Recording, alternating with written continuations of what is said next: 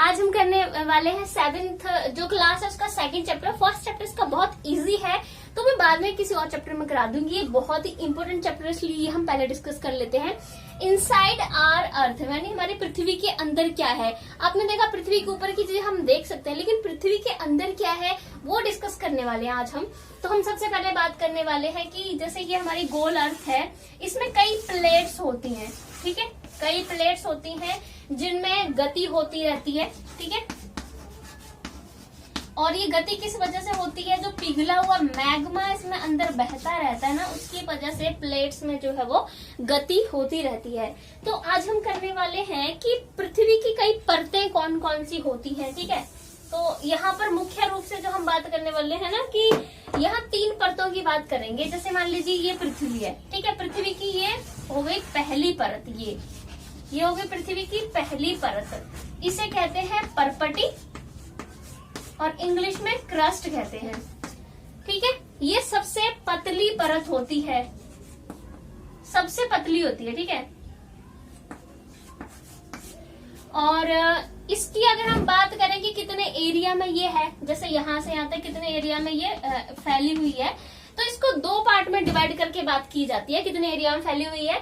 जैसे पहले हम इसको कॉन्टिनेंटल की बात करते हैं कि कॉन्टिनेंटल एरिया में कितनी फैली हुई है ये कॉन्टिनेंटल क्रस्ट, जिसे महाद्वीपीय परपटी कह देंगे, महाद्वीपीय परपटी, ठीक है। यहाँ पर है ये 35 किलोमीटर, ठीक है। और दूसरी है ओशियनिक क्रस्ट, यानी समुद्र एरिया, समुद्री परपटी हम इसे कह सकते हैं, ठीक है। तो वहां पर है ये 5 किलोमीटर, ठीक है। कॉन्टिनेंटल में कहने का मतलब है जैसे एक मिनट में आपको यहाँ समझा देती हूँ, इसी को साफ करके आप ये नोट कर लीजिए। कॉन्टिनेंटल क्रस्ट जो है वो 35 किलोमीटर है, ओशियनिक जो है वो 5 किलोमीटर है। मैं समझाती हूँ कि क्या है ये। कॉन्टिनेंटल का मतलब जहाँ लैंड एरिया है, जैसे पहाड़ पठार कुछ भी बात करूं, ये हो जाएगा महाद्वीप जैसे बोलते हैं। आपको पता है कॉन्टिनेंट्स क्या होते हैं, लैंड एरिया को बोलते हैं ना। तो कॉन्टिनेंट समुद्री, जहाँ समुद्र जहाँ से स्टार्ट हो रहा है, देखो समुद्र का यहाँ पानी होगा लेकिन लैंड नीचे जाके होगी ना, तो ये वाला जो है ये लैंड एरिया तो नीचे तक होगा, है ना। लेकिन समुद्र की जो लैंड है, क्योंकि यहाँ सारे मैग्मा हो जाएगा, यहाँ से लैंड शुरू होगी ना समुद्र की, ये समुद्र तल होएगा, फिर यहाँ सारे में पानी होगा, ये नीचे मैग्मा सारे में फैला होगा। लेकिन जो लैंड एरिया है वो काफी नीचे तक होता है, फिर जहाँ यहाँ के मैग्मा होता है नीचे जाके, तो ये पूरा बहुत लंबा हो जाएगा। इसलिए ये 35 किलोमीटर हो गया, क्योंकि ये ऊपर जाकर है, तो ये सिर्फ 5 किलोमीटर जो है वो लैंड इसमें होता है यहाँ से, ठीक है। इसलिए इसका बताया गया है। और जो मैंने आपको अभी बताया कि जो कॉन्टिनेंटल एरिया में जो भी 35 किलोमीटर है उसमें फैली हुई है ना ये लैंड, उसको जो है कहते हैं कॉन्टिनेंटल वाली को, वो 2 चीजों से बनी होती है।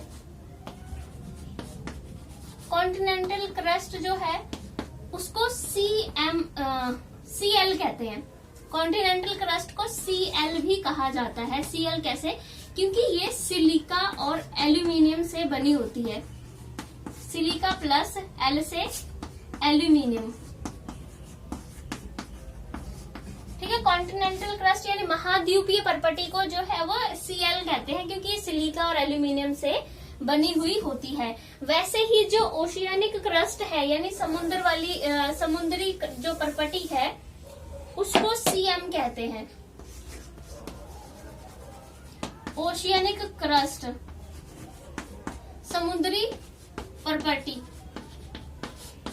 ये 5 किलोमीटर है, मैं आपको पहले ही बता चुकी हूँ। इसे CM कहते हैं। C से वही सिलिका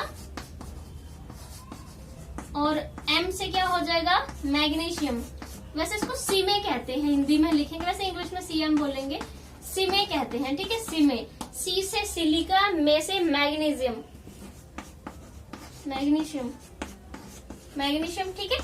तो ये है कि ये ओशियनिक 5 किलोमीटर में फैली हुई है और ये सिलिका और मैग्नीशियम से बनी हुई है। अब हम लोग बात करने वाले हैं दूसरी परत की। पहली परत तो हो गई हमारी परपटी, ठीक है, जो कि सबसे पतली परत है। अब दूसरी परत कौन सी आती है, दूसरी है उसे मेंटले कहते हैं, ठीक है। ये दूसरी परत है, मैं इसमें कुछ और बना देती हूँ ताकि सामने से पता चले। ये दूसरी है, ठीक है। इसे कहेंगे मैंटले।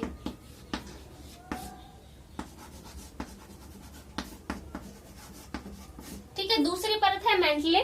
ये जो परत है इसकी क्या विशेषता है, पहले तो हम बात करेंगे कितने किलोमीटर है। ये है 2900 किलोमीटर, ठीक है। 2900 किलोमीटर एरिया में ये परत जो है वो फैली हुई है, मैंटले, ठीक है। और जो मैंटले है ये सेकंड वाली परत होती है, ठीक है। और अब हम बात करेंगे थर्ड की, ठीक है। थर्ड हमारी जो परत आती है, ये बीच का एरिया, ये थर्ड ही परत है, लेकिन इसमें क्या होता है कि एक अंदर वाला एरिया भी होता है। इसको पहले थर्ड परत का लिख लीजिए कि थर्ड परत है कौन सी।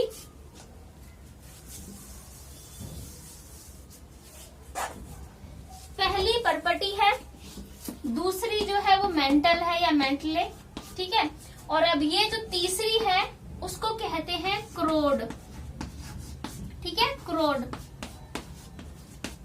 तीसरी को क्रोड कहते हैं और ये है कितने में, 3500 किलोमीटर एरिया में जो है वो फैली हुई है। यानी सबसे ज्यादा एरिया जो है वो क्रोड ने लिया हुआ है। और क्रोड का देखो ये जो आंतरिक हिस्सा होता है इसको हम कह सकते हैं बाहरी क्रोड, ठीक है, बाहरी क्रोड। और ये अंदर वाला जो हिस्सा है इसको आंतरिक क्रोड कहते हैं। ये बाहरी क्रोड है, ठीक है, ये वाला एरिया। और ये जो अंदर को है ये आंतरिक क्रोड है। और ये 3500 किलोमीटर में फैली हुई है। और ये जो क्रोड है वो लोहा और निकल से बनी हुई है। ओके, तो मैं बात कर रही थी कि जो क्रोड है वो निकल और लोहे से बनी है, ठीक है। निकल और लोहा, जिसे फॉरस कहते हैं, फेरस, फेरस, इसलिए इसको NF कहते हैं, ठीक है। निफे इसको कहते हैं, निफे, ठीक है। ये होगी हमारी तीनों परत। अब हम लोग बात करने वाले हैं, जैसे अभी पृथ्वी की त्रिज्या की बात करूं तो इन तीनों को जोड़ेंगे हम। वो 35 किलोमीटर, 5 किलोमीटर, ठीक है। और जो हमारा अभी आ रहा था ये 2900 किलोमीटर। पृथ्वी की अगर आपसे त्रिज्या पूछी जाए, पृथ्वी की त्रिज्या जो है वो 6371 जो है वो मानी जाती है, ठीक है। ये है पृथ्वी की त्रिज्या। और अगर आपसे पूछा जाए कि अब ऐसी कौन सी जगह है जहाँ सबसे गहरी खान खोदी गई है दुनिया की या विश्व की सबसे गहरी खान, विश्व की सबसे गहरी खान कहाँ खोदी गई है, तो वो है दक्षिण अफ्रीका,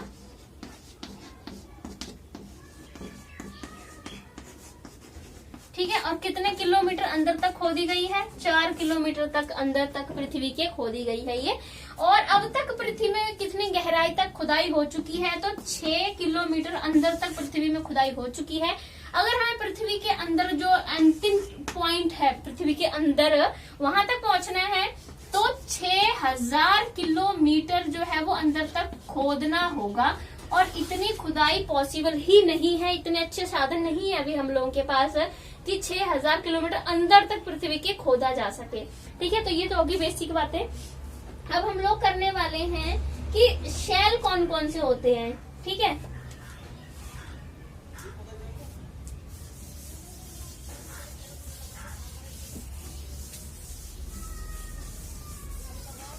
अब हम शेल के बारे में बात करेंगे। रॉक्स जिन्हें कहते हैं, ठीक है, चट्टाने, शेल भी हम रॉक्स भी कह देते हैं, ठीक है उनको। शेल देखो, शेल होता क्या है कि जो हमारी परपटी होती है और सबसे ऊपर वाली जो परत होती है, परपटी को बनाने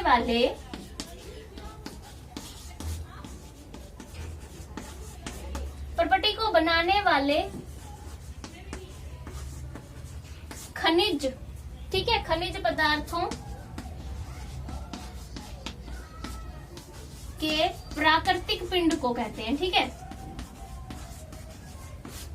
प्राकृतिक पिंड को जो है वो शेल कहा जाता है। देखो परपटी जो सबसे ऊपर वाली परत है, मैंने आपको बोला कि इनकी परपटी के ऊपर मृदा होती है, देन पेड़ पौधे वगैरह उगते हैं, तो वो खनिज पदार्थों से बनी हुई होती है। तो उन खनिज पदार्थों के प्राकृतिक पिंड को जो है वो शेल कहा जाता है।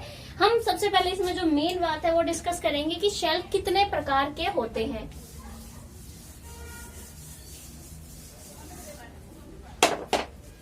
तीन प्रकार के शेल होते हैं, ठीक है। एक होते हैं इग्नीशियस, सेडिमेंट्री और मेटामॉर्फिक।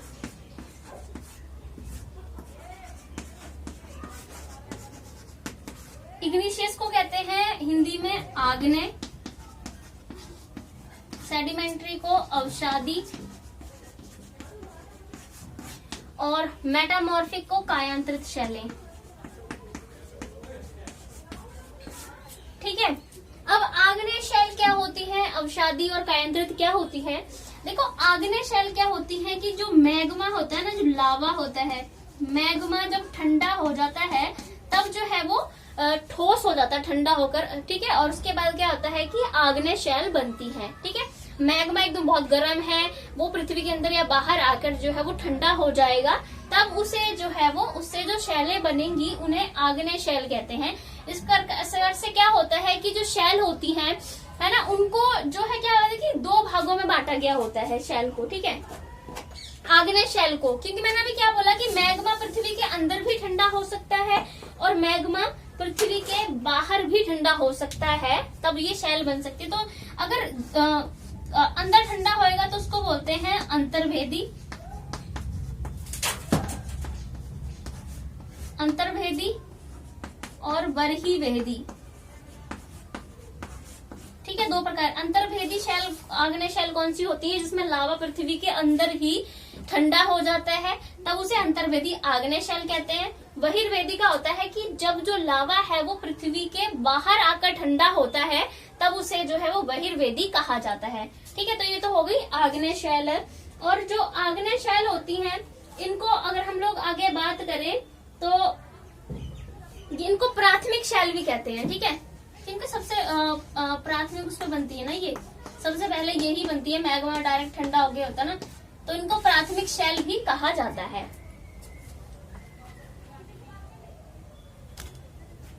ठीक है, तो अब हम लोग करने वाले हैं, ये तो मैंने आग्नेय शैल के बारे में बात की, अब हम लोग करने अवसादी शैल क्या होती है। अवसाद का मतलब होता है बेस्ड चीजें जो होती है ना, अवसाद मतलब बेस्ड चीजें।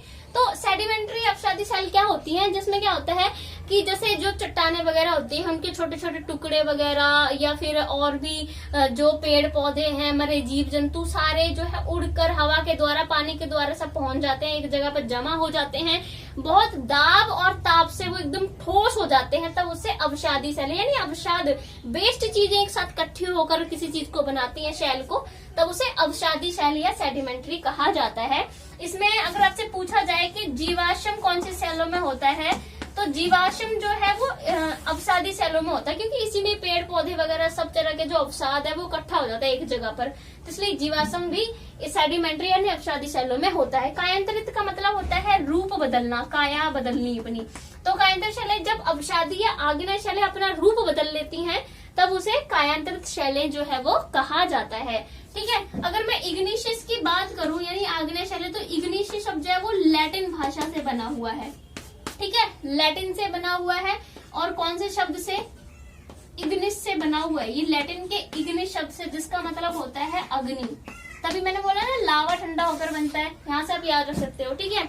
और मेटामॉर्फिक की बात करूं, ये भी जो है वो लैटिन शब्द से ही बना है, मेटामॉर्फिक। और कौन से शब्द से बना है? ये बना है मेटामॉर्फोस, ठीक है, मेटामॉर्फोस, और जिसका मतलब होता है रूप परिवर्तन। रूप परिवर्तन इसका मेटाफोर्स का मीनिंग होता है। सेडिमेंट्री जो है वो, ये जो है वो ग्रीक से बना हुआ है, और ये बना है कौन सा? सेडिमेंटस से। ग्रीक शब्द है सेडिमेंटस, मेंटम, सेडिमेंटम से बना है, जिसका मतलब होता है स्थिर। ठीक है, तो ये हो गई शेल 3 प्रकार की। बहुत ही आसान था, इसमें कुछ खास नहीं था, इस चैप्टर में बहुत छोटा चैप्टर था। तो नेक्स्ट जो चैप्टर है हमारा, जिसमें हम बात करेंगे किस तरह से जो पृथ्वी की प्लेट्स कौन कौन सी होती है, किस तरह से वो घूमती हैं, किस तरह से भूकंप आता है, ज्वालामुखी किस तरह से प्लेट्स के घूमने से बनता है, वो हम बात करने वाले हैं। और गाइज अगर आपको मेरे वीडियो अच्छे लगते हैं, यूजफुल लगते हैं, तो प्लीज लाइक शेयर सब्सक्राइब जरूर कर दीजिए। Thank you so much guys.